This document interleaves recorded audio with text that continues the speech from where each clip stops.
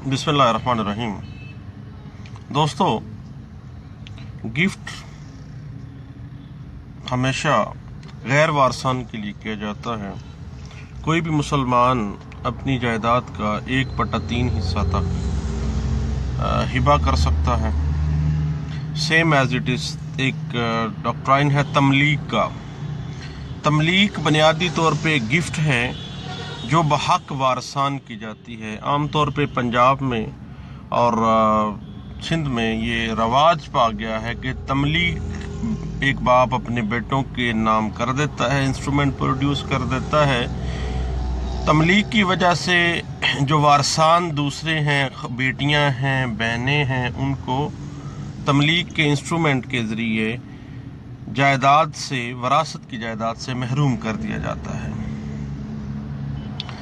तमलीक और जो हिबा है, गिफ्ट है, एक ही मायनों में इस्तेमाल किया जाता है, लेकिन गिफ्ट हिबा जो है वो गैर वारसान के लिए होता है और एक मुसलमान अपनी जायदाद में से 1/3 हिस्से तक हिबा कर सकता है। और तमलीक के लिए 3 इंस्ट्रूमेंट्स का होना लाजम है। नंबर 1 ऑफर, नंबर 2 एक्सेप्टेंस और नंबर 3 पोजेशन। यानी पहले ऐलान करना है कि मैं आपको ये चीज़ तमलीक कर रहा हूँ, उसका एक्सेप्ट कर लेना जिसको की जा रही है तमलीक। और तीसरी चीज़ है डिलीवरी ऑफ पोजेशन, कब्ज़ा की हवालगी, जिस तरह गिफ्ट के अंदर किया जाता है। और अगर एक तमलीक के अंदर ये तीनों इंस्ट्रूमेंट्स मौजूद नहीं हैं तो वो तमलीक जो है वो नाजायज़ है, उसकी कोई लीगल वैल्यू नहीं है। तमलीक 2 किस्म की है, ज़बानी या तहरीरी। हर 2 सूरतों में, ज़बानी है तमलीक या तहरीरी है तमलीक, 2 मर्द गवाहान या 1 मर्द और 2 औरतों की गवाही लाजमी है। ज़बानी तमलीक को अगर बज़रिया इकरारनामा तस्लीम किया गया है तो रजिस्ट्री की भी ज़रूरत नहीं है, उसको रजिस्टर करवाने की ज़रूरत नहीं है। वगरना जो सेक्शन 17 रजिस्ट्रेशन एक्ट के तहत गैर मनकूला जायदाद की तमलीक के लिए रजिस्ट्री ज़रूरी है। रजिस्ट्रेशन लाजम है under section 17 of registration act जो है। लेकिन अगर तमलीक को बज़रिया इकरारनामा तस्लीम कर लिया जाए देन उसकी रजिस्ट्री की भी कोई ज़रूरत नहीं है। इसके हवाले से हम जो केस लॉ रेफ़र कर रहे हैं जिसमें ये इंटरप्रिटेशन की गई है वो है 1994 MLD, पेज है 677, और 1994 NLR है CLJ, पेज है 938 में। उसमें यह है कि गवाहान तमलीक की शहादत एक लाजमी अमर है। अगर ये मुख्तलिफ हो, कब्ज़ा ना दिया गया हो, देन तमलीक जो है वो कालअदम करार दी जाएगी।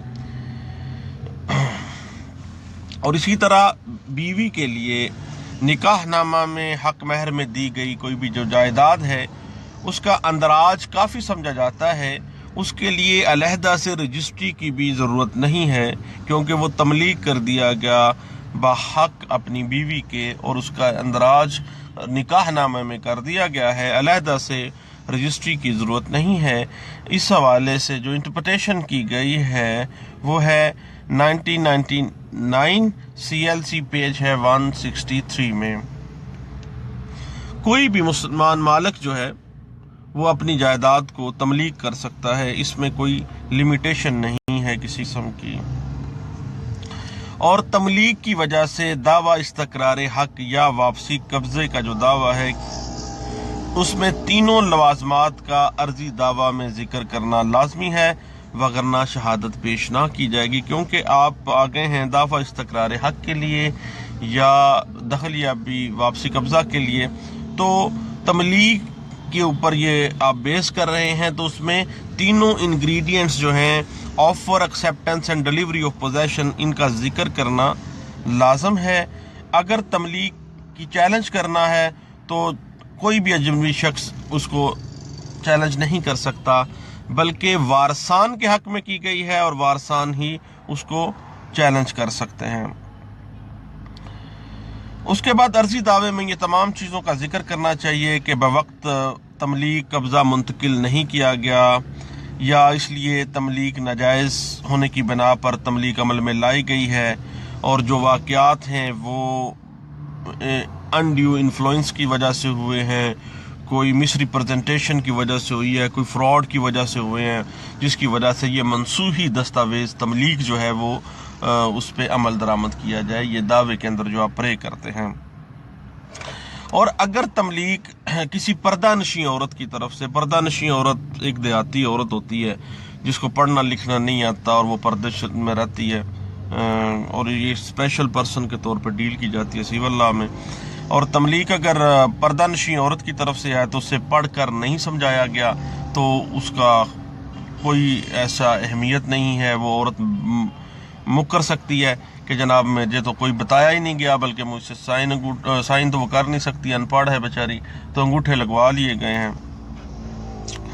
और अगर तमलीक शराए मुहम्मदी सल्लल्लाहु अलैहि वसल्लम में जो वारसान के हिस्से मुकर्रर किए गए हैं सूरत निसा आयत नंबर 5 में उसके मुनाफी है, और शरई हकदारान को हक़ वरासत से महरूम करने के लिए तमलीक का इंस्ट्रूमेंट तैयार किया गया है, तमलीक की गई है या ज़बानी की गई है, तो उसको मनसूख करवाया जा सकता है। उसके लिए दावा मनसूही दस्तावेज़ तमलीक जो है वो दायर करना पड़ेगा, और उसमें अगर कब्ज़ा चला गया है तो कब्ज़े की वापसी दखलियाबी भी होगी, इस्तक़रार हक़ भी उसकी बिना पे किया जा सकता है।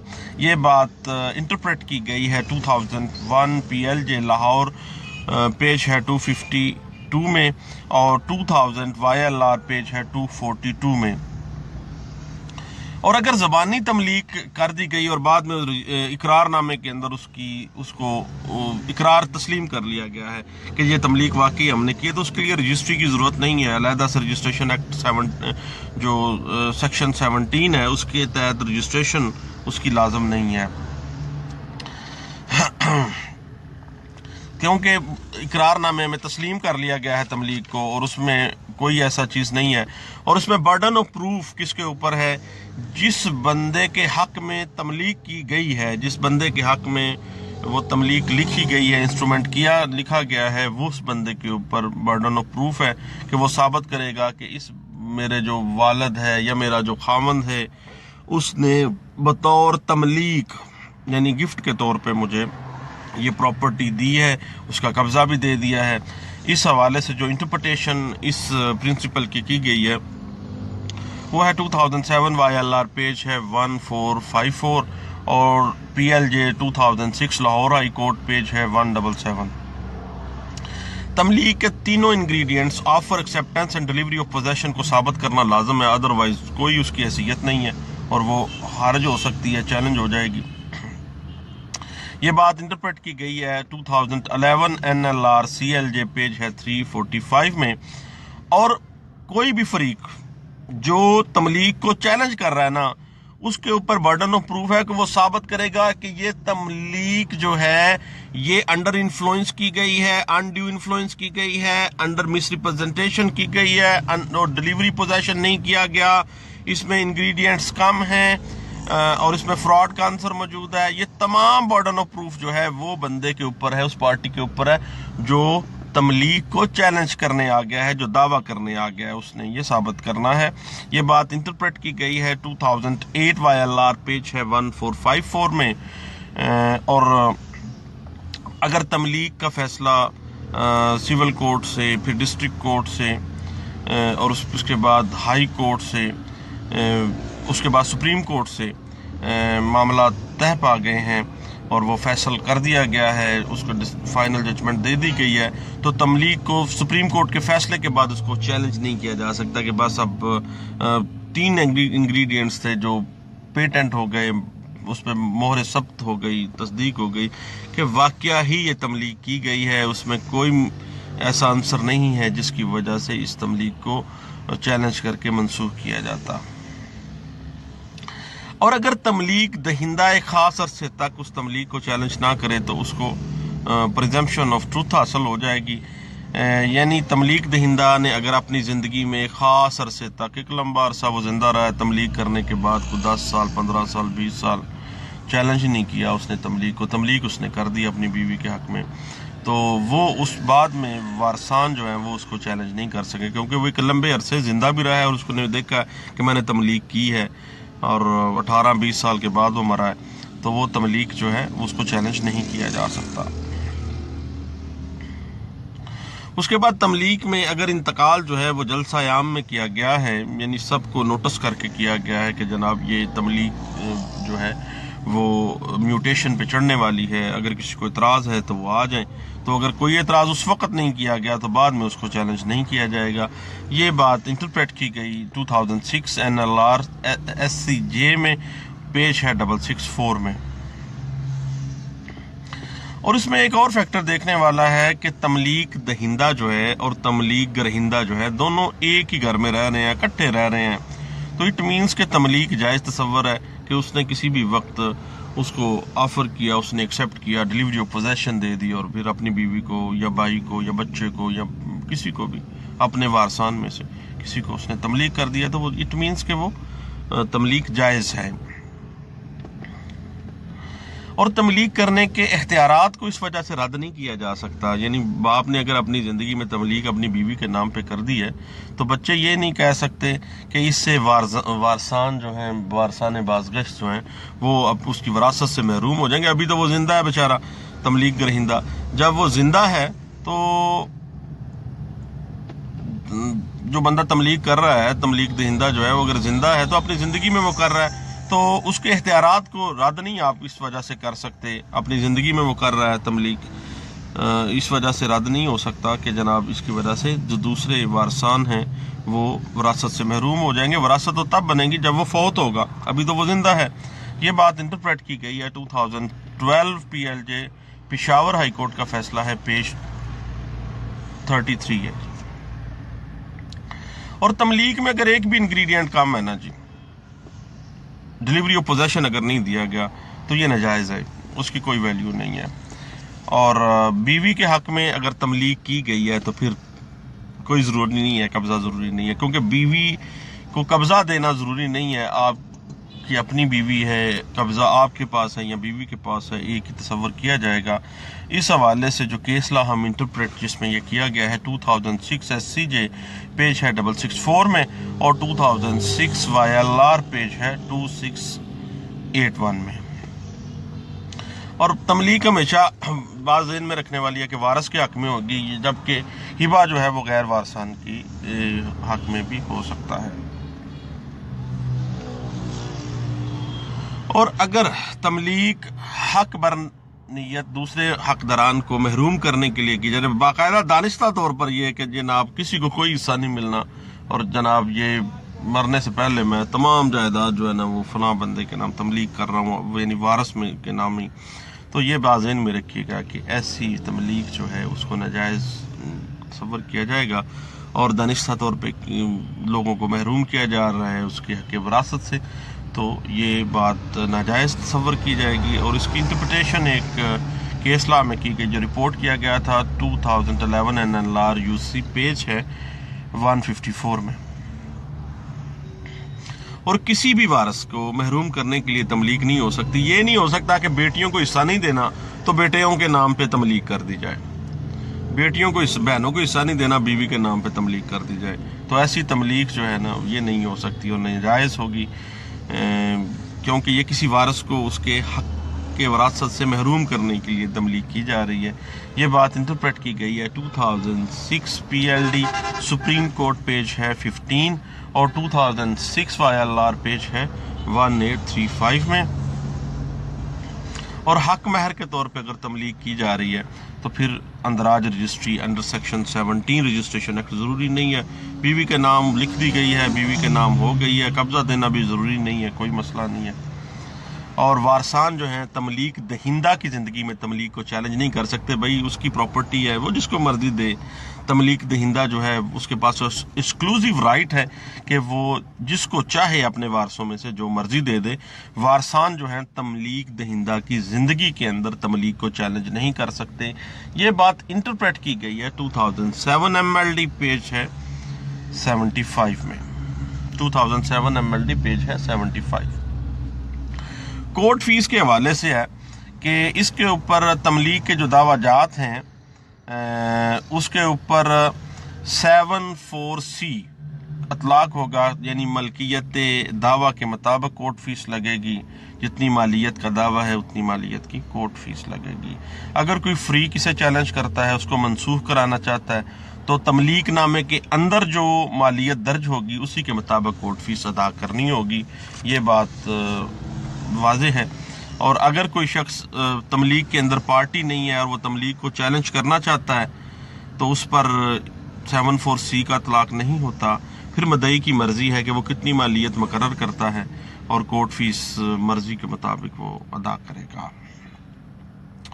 اور دعویٰ منسوخی انتقال پر 74C اپلائی نہیں ہوگی، اور اس کے بعد اگر دعویٰ بار بنائے تملیک جو ہے، منسوخی تملیک جو ہے وہ بار بنائے فراڈ چیلنج کیا گیا ہے تو اس پر 74C کے تحت باقاعدہ مالیت دعویٰ جتنی ہے اس کے مطابق کورٹ فیس لگے گی، اور مالیت مقدمہ بغرض کورٹ فیس اور بغرض اختیار سماعت، کورٹ فیس اور سوٹ ویلیویشن سیکشن 8 ہے، سیم ہوگی، جتنی مالیت اتنی ہی اختیار سماعت، ایک ہی تصور کی جائے گی۔ یہ بات انٹرپریٹ بھی کی گئی ہے کیس لا میں، جس میں وہ ساری ایک شیڈیول بھی دیا گیا ہے۔ یہ ہے 1985 PLD سپریم کورٹ کا فیصلہ ہے، لیکن یہ supreme court Azad Jammu and Kashmir کی ہے جناب، پیج نمبر 1 ہے جس میں یہ انٹرپریٹ کیا گیا ہے۔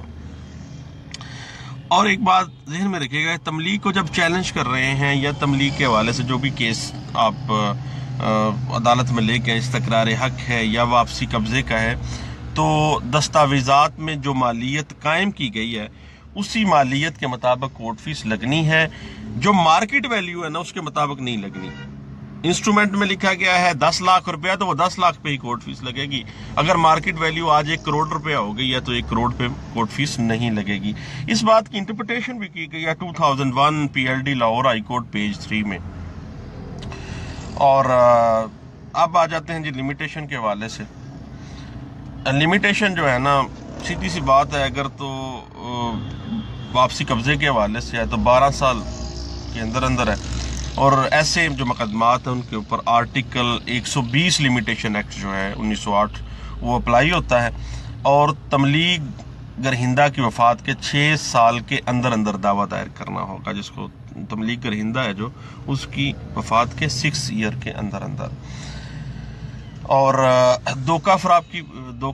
فراڈ کی بنا پہ جب تملیغ کو چیلنج کرنے کی کوئی لمیٹیشن نہیں ہے۔ جب پتہ چلنا ہے کہ جی فراڈ کیا گیا ہے، مس ریپرزنٹیشن کی گئی ہے، کوئی فریب دیا گیا ہے، تو جناب اس کے جب پتہ چل گیا ہے دین اس کی لمیٹیشن شروع ہوگی اور وہ 6 سال تک چلے گی، ٹھیک ہے جی، 6 ایئر تک۔ وہ بھی بعض رولنگز میں ہے، لیکن عام طور پہ تو ہم یہی سٹینس لے سکیں، ہمیں پتہ ہی یہ جناب اب لگا ہے، خواہ اس بات کو 8 سال بھی گزر گئے ہیں، لیکن بعض کیسز میں وہ 6 ایئر کو انٹرپریٹ کیا گیا ہے۔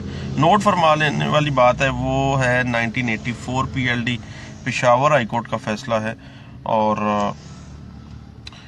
پیج ہے 86۔ تو حصہ دران کسی کی وراثت کو زچ پہنچائی گئی یا کہ وراثت کو حصہ دار اگر تملیغ کو چیلنج کرنا چاہتا ہے، چیلنج کر سکتا ہے، تو وہ کسی بھی وقت، اس کے لیے کوئی لمیٹیشن نہیں، کیونکہ وہ حق وراثت کے لیے کوئی لمیٹیشن قانون میں موجود نہیں ہے۔ کسی بھی وقت کبھی بھی وہ اپنی وراثت کے حصے کے لیے وہ دعویٰ دائر کر سکتا ہے، منسوخی تملیغ نامہ یا دعویٰ استقرار حق یا دعویٰ واپسی قبضے کے حوالے سے۔ یہ بات انٹرپریٹ کی گئی ہے 1986 میں CLC پیج ہے 320 میں۔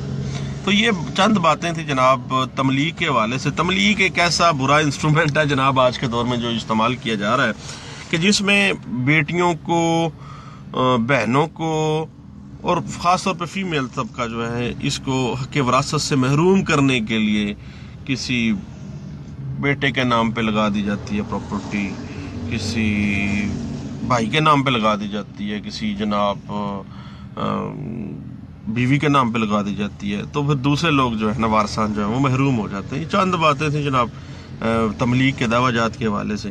بہت شکریہ، اللہ حافظ۔